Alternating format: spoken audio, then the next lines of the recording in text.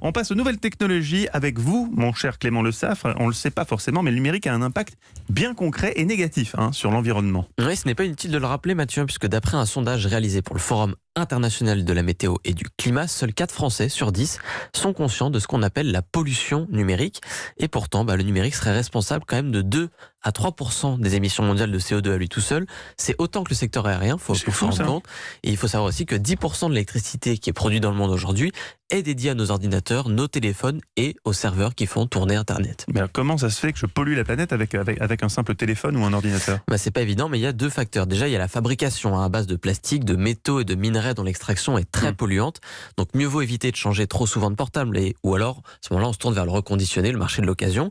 Et puis il y a l'usage qu'on fait de ces appareils très gourmands en électricité. Un exemple parmi d'autres, les mails, ils sont envoyés et stockés via des serveurs informatiques qui pompent énormément d'énergie en permanence.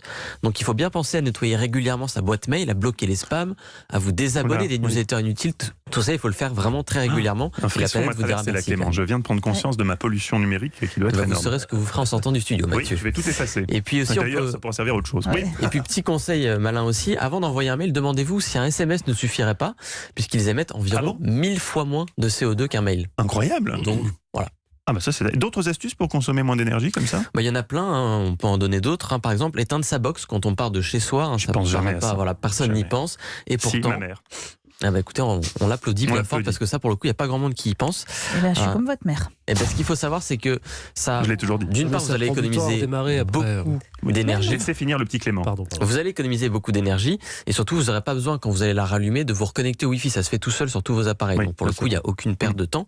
Et puis, je vais finir en culpabilisant un petit peu les adeptes de Netflix. Désolé, Eva. Allez-y, oui. Mais le streaming est une des activités numériques les plus polluantes. Pourquoi ? Parce qu'elle passe par des serveurs, uniquement par des serveurs. En fait, ça tire sur la consommation d'électricité. On va pas se remettre au DVD, si ? Si.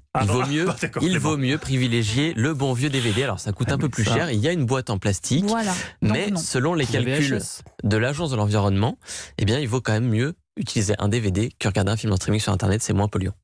Je sais pas si ça c'est quand même un retour en arrière. Voilà un bon Pictionary, comme ça pollue personne. Un livre. Un livre et tous ces arbres qu'il faut couper pour un livre, ça aussi. Eh oui. Bon, merci beaucoup.